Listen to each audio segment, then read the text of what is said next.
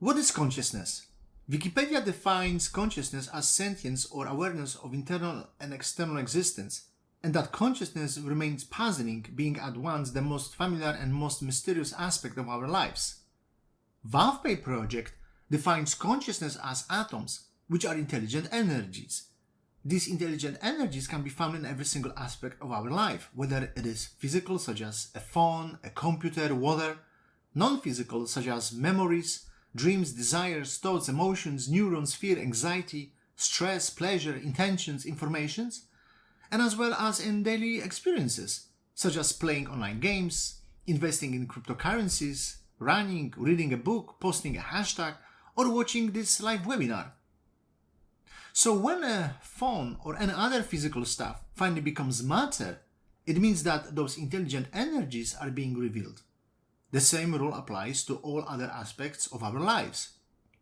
When we achieve success, we receive certain pleasure.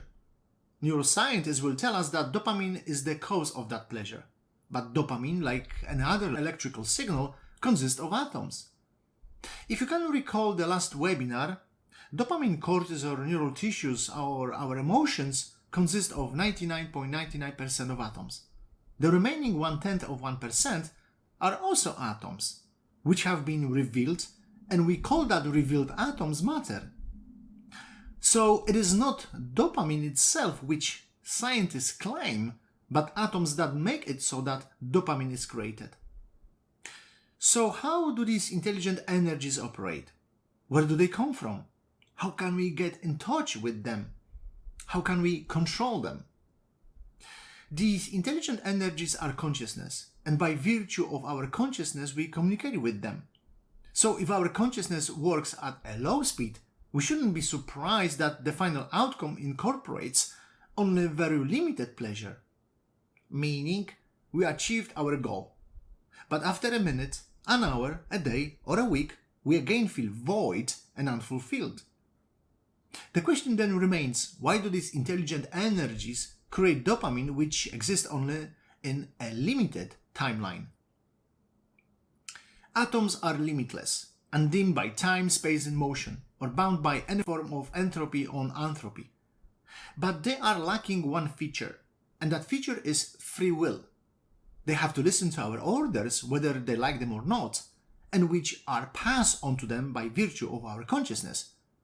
So the only reason why we are experiencing short and limited pleasures or success is due to our consciousness, which is strictly built on a finite desire algorithm, the equivalent of a low speed of our consciousness. What are you desiring right now? What is it that you truly have to have it, as life without it makes no sense to you? What is that challenge that has been chasing you for ages? A challenge that no matter what you have tried, no matter how many habits you encoded, the problem is still there. You see, we know exactly what would bring us relief and pleasure. We don't need to think about it twice.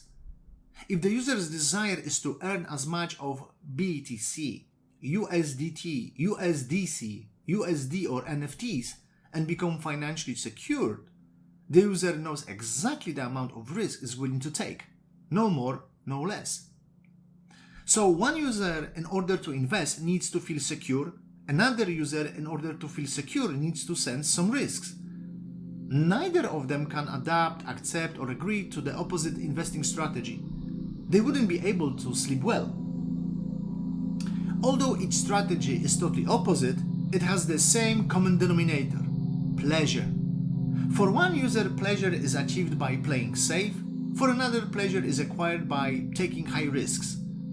There is no substitute. Every single user has their own unique consciousness DNA for fulfilling their desires, and that unique consciousness is called a finite desire algorithm. One of the main objectives of Vavpay application is to provide the users with a wide array of algorithms that would enable the users to reveal their concealed potential and preserve their final results. But one thing is certain: in order to create these new algorithms, that finite desire algorithm has to be dissected and has to be taken out of the picture, so to speak. Currently, Some neuroscientists, psychiatrists, and psychologists, in collaboration with some corporations, promote a narration that consumption in excess releases too much dopamine. What it means is that the users who make a pause on their urges and compulsions in return will receive clearer feedback and a better understanding of how to deal with their life problems. And to some degree, this is true. But what is even more important is that inappropriate abstaining from consumption creates suppression, which leads to even more implications, entanglements, and pain in the user's life. In the past, we all have done things we are not proud of, losing money by investing in scams or allowing to be taken advantage of. As a result, we promised that we would never do it again. And we didn't even for years, until that particular stress wrapped up with a reward, which we still, by the way, desire, emerged again. Only because we understand our mistakes rationally, analytically, or intellectually doesn't mean we don't desire them anymore. And as long as we desire them, our consciousness works at a lower speed. For example, children, teens, and students are educated that they shouldn't use their phones so frequently, that they shouldn't spend so much time on social media. And of course, the majority agree with this, but they do it anyway, because their identity has already been compromised. It is quite simple. As long as feelings are more real than wisdom or knowledge, we are going to choose what is more real. We are not thinking that our feelings are atoms or some kind of intelligent energy. We desire, we feel, we crave, we have to have it, and we have to fulfill it. Simple. That is why one of the best-selling encryption algorithms that corporations love to use to change the user's identity is being humbled and acting with humility. This algorithm is one of the most powerful tools corporations take advantage of to weaken the identity of the users.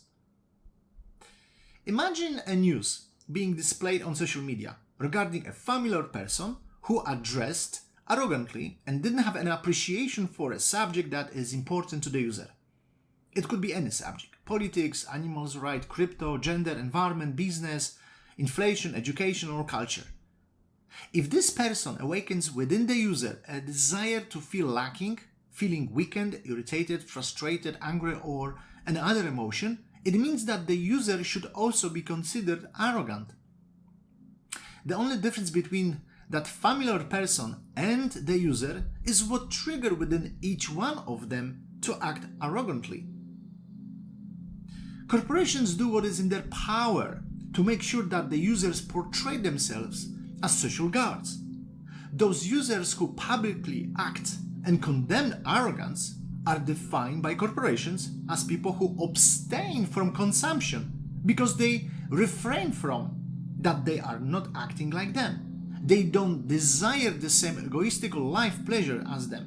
They protect, share, volunteer, and give, meaning they don't take. But nothing can be further from the truth. What is happening is the opposite. As long as the users feel internal pain or psychological discomfort, they are not only releasing dopamine, meaning they take it, but what is even more important, they decrease their desires and odds to create new algorithms. And that is what precisely corporations are working on so eagerly. The key takeaway is this: our desires are progressively diminished. It is a matter of time when people will experience being fined, penalized, or even detained for not cutting, storing, carrying, or eating vegetables and fruits in a way that particular society defines as appropriate. And every person who is not going to accept and obey such rules is going to be defined as arrogant, aberrated, or antisocial. But it should never be about diminishing our desires. It is about how we should handle and fulfill our desires. We educate ourselves so much in every aspect of our life. We learn, study, coach, change habits, and that of course is great and healthy approach. However, What we haven't noticed is that the more we learn about life, medicine, our body, diets, cryptocurrency, blockchain, social media, spirituality, science, or technology, the greater trust and certainty we put in that particular field. For example, we love encoding habits. Changing habits gives us a sense of control of that part of our subconscious mind which is not efficient as we wish it was. So we encode a new habit by automatic repetition. The more the user repeats an activity, the more the structure of the user's brain changes to become more efficient at that particular activity. As a result, the enhancement of connections between neurons is established. This activity is called long-term potentiation. In other words, with each repetition, the signal between cell to cell improves, and as a result, the neural connections get stronger. And that is the problem. Because the moment we acquire automatization of that new habit, of that new identity, we become religious. We become like robots again. There is also another issue which should honestly be taken into consideration. Why after acquiring a new habit, the final pleasure and success are so limited and last so short? Let's be honest. Because as long as a new habit, as a matter of fact, any habit which is based on a finite desire algorithm, that is what our consciousness is, as long the final result is going to be always extremely limited. But why? Because we impose that finite desire algorithm on atoms, and they have to take it and proceed with it, meaning being revealed. So what we are experiencing as the final result is our consciousness. The paradox is that we are truly and utterly certain that our desires increase each time we change our habits. But the final results, the way we experience life and pleasure, shows the opposite. And that is confirmed not by me, but by the final short-term pleasure we all experience. So changing our habits, which are based on a finite desire algorithm, is not the ultimate way to success. It is rather about how we can create new algorithms that these intelligent energies in a natural way associate with. So what should the users do to increase a variety of algorithms and empower their consciousness? Every user who uploads Vavpay application is going to receive daily messages. The messages are going to be delivered by an avatar, a digital human named Mind.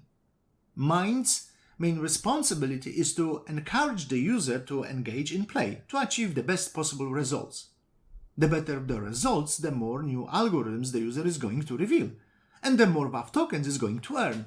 The more the merrier. One of the user's daily assignments is to participate in a 60-second task fulfillment called ANA. The delivered task fulfillment has been organized in such a way that will enable the users to experience the limits they impose upon themselves during daily activities. The ultimate objective of ANA task fulfillment is to enable the users to create new unknown algorithms and reveal concealed potential, certainty, and preserve final fulfillment. Let's take a quick look at one simple example. Scrolling through social media, you notice a person that you define as arrogant. What would you usually feel and do? A. I feel obliged to do something with that. I cannot leave it as it is. I need to post a comment, share it, call, or talk to someone about that arrogance. B. I feel a sudden rush of extra energy. I make an internal silent remark about that person's arrogant behavior. C. I feel anxious, but I laugh out loud. I wish that arrogant person could see me laughing. D. I feel anger, but I am aware that as long as I have this feeling, I am arrogant too. I hereby confirm that by acquiring sudden relief, I release dopamine, and that means I am a taker too. E. None of the above. Only one statement indicates a new algorithm. 4 of them are directly associated with a finite desire algorithm. Once the user learns how to implement that statement in a practical way, the user is going to be the cause of the final effect. So what is the difference between 4 and 1? One of them doesn't consist of external factors, such as the user's personal memories, thoughts, desires, hidden agenda, or emotions. And that is why Vavpay application has been built, to encourage the users to build their final results without the involvement of any external markers, including emotions, wishes, desires, or habits, as they all represent physicality. They are atoms, in other words. And one important announcement. Ultimately, the task fulfillments are going to be in the form of animations, which will enable the user to process the content in a more convenient way. Now, speaking about Vavpay application, a couple of sentences regarding safety communication, which of course cannot be ignored these days. Communication through Vavpay application is going to be much safer than on any other social communicator. How come? We know that there is IP, which stands for Internet Protocol. In a simple sense, it is a number that a computer can read that maps to a physical location. But the IP address acts as an identifier and a locator. When we are on the computer, on the Wi-Fi right now, we get an IP address. We go to the mall and we get another IP address. So if you are trying peer-to-peer communication, how do you know where your peer is and what IP address they are? Because the IP address is always changing. Thanks to the Nexus blockchain, the users can tie a cryptographic identity to a network-level identity, which creates a higher level of trust to the internet, where you can verify mathematically that you are talking to a person you intended to talk to. There is no way someone can spoof that specific identity. Nexus uses post-quantum encryption such as Saber and Falcon. So it's truly P2P decentralized and 100% guaranteed encrypted. The best example is to imagine a phone where you roam between different networks that IP address will not change. So the users have a static identifier and the locator goes underneath that.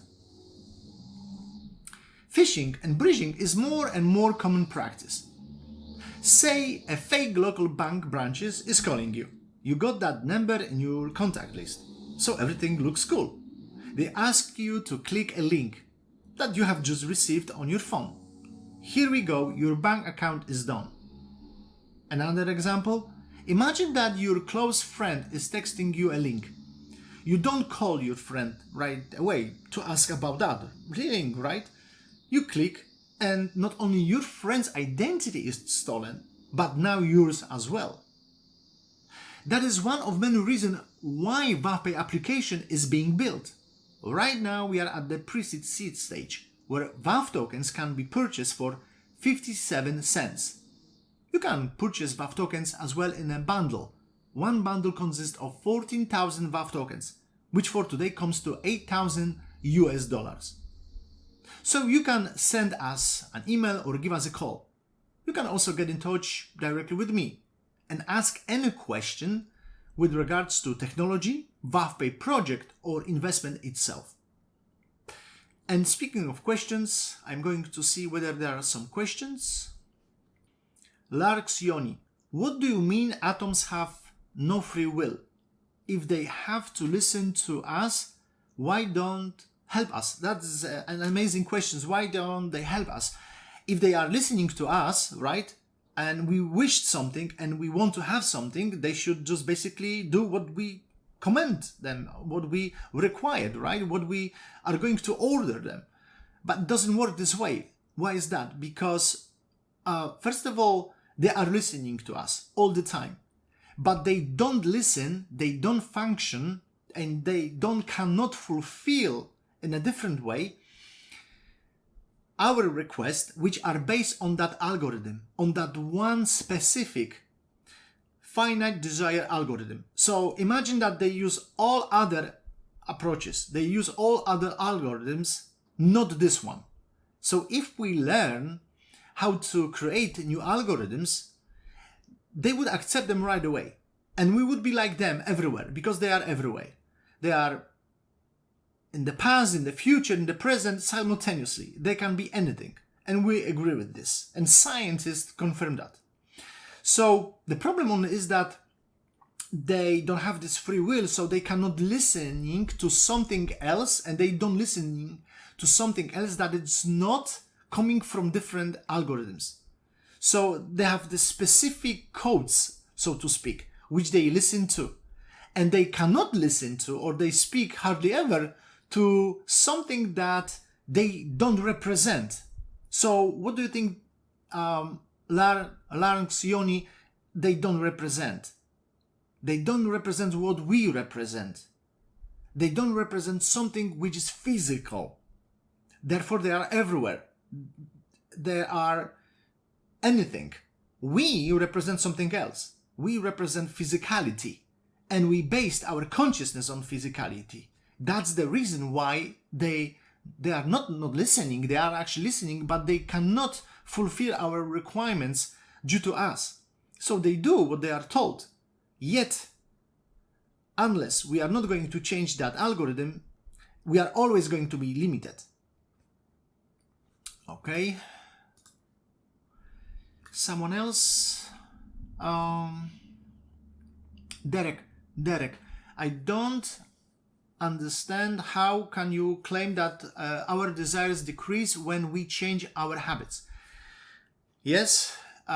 It looks like, again, that we change our habits. So, for example, we don't eat sugar anymore, or we are more efficient, right? Or we are making more money, or we are not lazy anymore, and we change these habits, and we desire more. We want to have more, and we are accomplishing more. We are thinking big. So how can we claim that we desire less?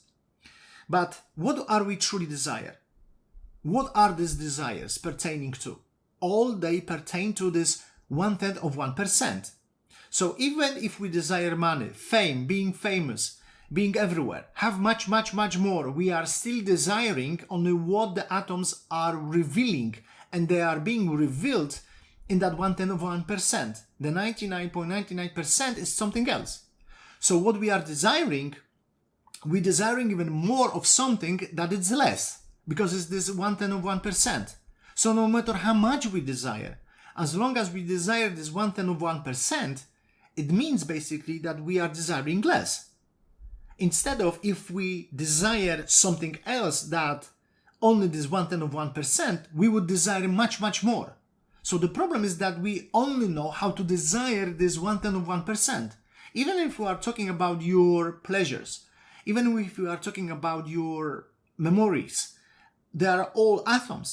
We don't see them, but emotions are atoms. Okay, the way you watch at some instance, for example, or something is happening right now live, these are atoms. When you are experiencing something right now in your life, maybe something that you enjoy or you don't enjoy, and you don't understand the situations, these are these revealed atoms. So, because we are experiencing that, because we only invest in that 1/10 of 1%. So only what we need to learn, and that's what the Vavpay project is all about, an application, is how to kind of dissect, put on the side this 1/10 of 1%, which is still great, which is awesome, it's terrific, and we should proceed with that, but also add some additional, I would say, algorithms that we can take advantage of. And then, as I mentioned earlier on, when Larks Yoni asked, we can get in touch with these atoms, and they are going to listening to us. So we are then increasing our desires. Why? Because we are like atoms. And atoms are everywhere. They can do anything they want. They are infinite.